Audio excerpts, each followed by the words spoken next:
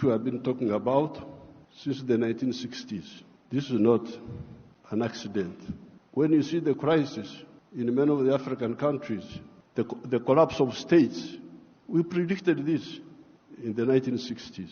Philosophical, ideological, strategic mistakes. I don't have time to amplify each one.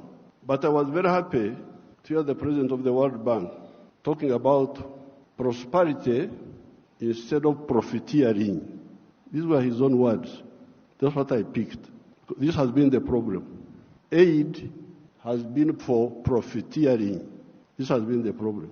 Now, the World Bank people and other groups have been talking of sustainable development. Even in your documents, I have seen those words there, sustainable development. I am now going to be 80 years old. I have never seen sustainable pregnancy, that a woman is pregnant this year, the pregnancy continues next year, 3 years, 4 years, it never happens. In life, pregnancy develops sustainably within the womb of the woman. Quantitatively, the baby is growing bigger and bigger. But at some stage, quantitative growth must be transformed into qualitative change. The pregnancy must become a baby. If the pregnancy remains pregnancy, the fetus will die. So therefore, I would even ask you to change those words in your documents. Africa does not need sustainable what? You could call it sustainable underdevelopment. Africa needs socio-economic transformation. The pregnancy must become a baby. The baby must grow and become a teenager. The teenager must grow. That's what happens in life. You cannot have quantitative growth and you think you are doing anything. The main reason why there is no growth is because the growth factors are not funded. They are not even understood. What are the growth factors? We now talk of private sector-led growth. Yes, but for the private sector to grow, what does it need? It needs low costs of production. Ministers of Finance, low costs of production. And what are the low costs of production? Number one, transport. You must have low transport costs. Where do low transport costs come from? From the railway. If you don't fund the railway, how will you get low transport costs? Wonderful people. Banco Mundial, IMF, all this. Where will low cost of production come from if you don't have a railway? I have been here for the last 64 years. I've been watching as a student leader, as a freedom fighter, now as the leader of a country. How many railways have been constructed or funded in Africa? The few that have been was by China, the Tanzania Railway to Zambia, and recently China, another one here in Kenya, and then Tanzania on their own, they are building a railway line. So, if you are talking of helping Africa, the railway, I don't want to be involved in any other words, no, please. The railway. Because if you fund the railway, you will have low cost of transport, and you can produce products which are cheap, which can be bought in the world. So you audit how much funding, all these billions you are talking about, how much of it has gone to the railway. Audit it. The second cost pusher is electricity. If you don't fund electricity and you talk about sustainable development, what are you talking about? Private sector-led growth. Maneno too. Electricity, we must have low-cost electricity, not exceeding 5 cents per kilowatt hour. That's what I insist on in Uganda. I'm tired of all these stories. These neo-colonial civil servants who have been holding us back, I have put my foot down, say I don't want to hear those stories. And Uganda is developing, and it will develop, because I don't entertain that nonsense anymore. Borrowing for what? Capacity building. Imagine, seminars, they call you in a hotel, you eat chapati, you eat mandazi, They say that is capacity building. Capacity building should be on the ground, not just seminars. So, the second point, Excellency, is electricity. The third one, those people who talk about private sector-led growth. I have been trying to borrow money for our UDB, Uganda Development Bank, a bank which funds manufacturers. No, I don't get support for that. Instead, they want my people to go to commercial banks. But commercial banks cannot give, those commercial banks are to encourage imports, because the only person who can borrow money and pay it back from a commercial bank is a trader who goes to China, goes to Dubai, brings products, sells them quickly, and pays back. So, if you are serious, I need to hear about the low-cost funding for manufacturing. Not for stories, not for what, no, manufacturing. How about funding for irrigation? Because if you want to stabilize agriculture, a country like Uganda is very rich, we have got everything. But still sometimes we get some erraticness in the rain. So in order to stabilize, I've been trying to look for a loan for irrigation. I can't easily get it. Very difficult to get. A loan for seminars, very quick. The civil servants, what? But a loan for irrigation, you don't see. Now, finally, the loan for, I don't know the situation in other African countries, and I don't have time to talk for a long, I don't have opportunity to talk for long.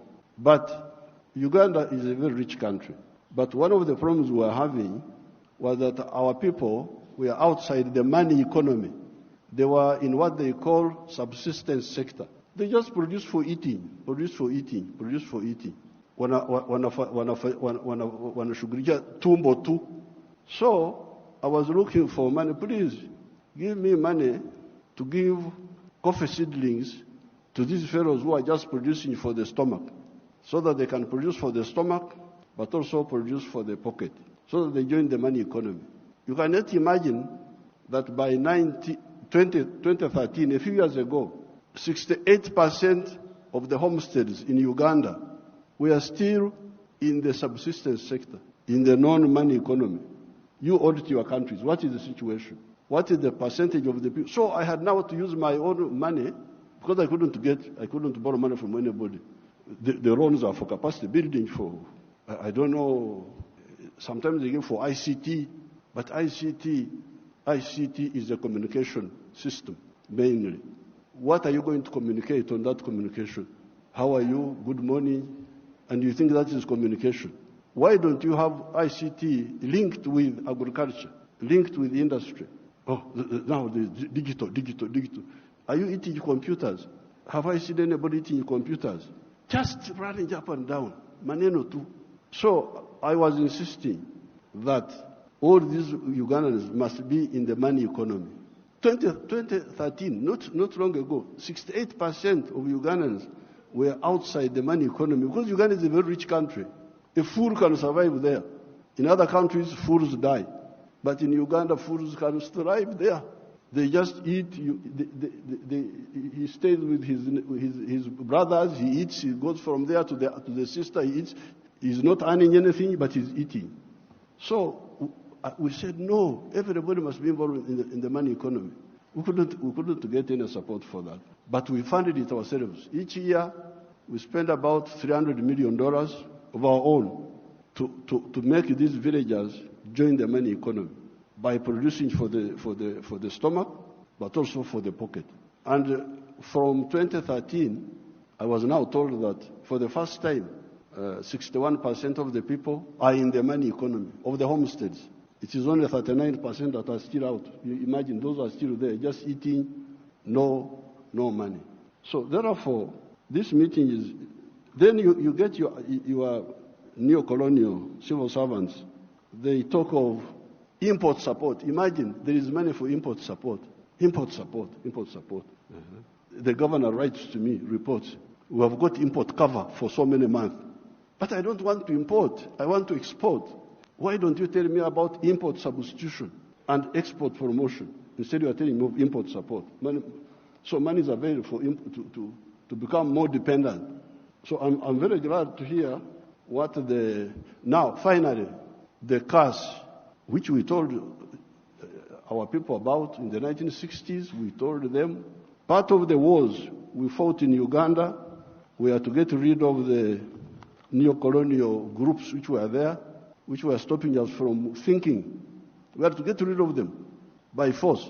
But one of the problems was Africa producing raw materials. Matière primaire. They call it in French, matière primaire. Raw materials.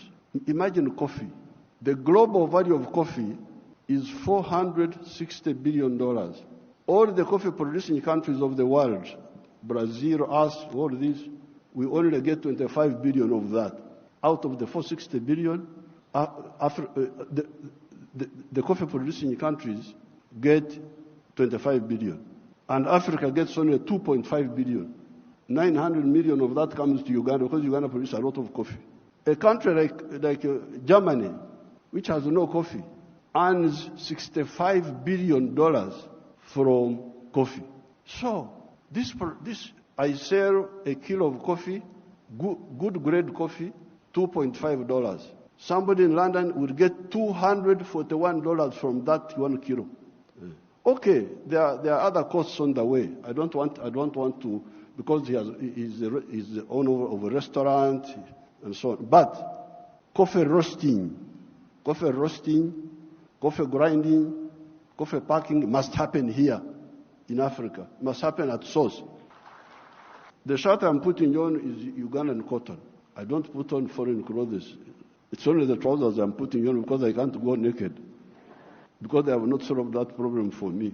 So, if you look at cotton, how many job levels are there? Job levels. You grow the cotton. Okay, that one we do. Those jobs we do. We gene the cotton. Kutoa mbegu, remove the seeds. That one we do here. And we end there.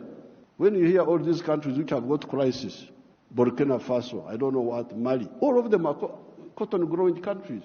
But how much textiles are they producing? They are importing textiles, I don't know from where. So, now if you end at level 2, gining, removing the seeds, then you take the pamba, you take the cotton, to clever people who are clever, watu wenye akili, wako huko, sisi hapo tutajiita vipi? Kama mtu anakuzidi akili wewe unasema wewe nani? So, they take the cotton, they spinning, more money, more jobs. For their children, they weave, more money, more jobs. For their children, they put the print, more money, more jobs for their children. I looked at the figures. Uganda consumes 276 million meters of textiles each year. And that wonderful country of yours spends $880 million on clothes. Some of them dead people's clothes from Europe. When people die, their clothes, they are sent to you people, to Africa. And we spend 800, all the money we earn from coffee goes back to bring dead people's clothes. But we have got one factory there called Nitil. It produces 25 million meters. So, in order to clothe our people in Uganda without importing, we need about 11 factories like the one of Nitil, and they would employ about 20,000 people. So and we would save $880 million, which we are just giving to other people. So, this Ida, what did you say about the modern slavery of the Africans, of producing raw materials? In one of our documents in Addis Ababa, we had talked of Africa producing what it does not consume and consuming what it does not produce.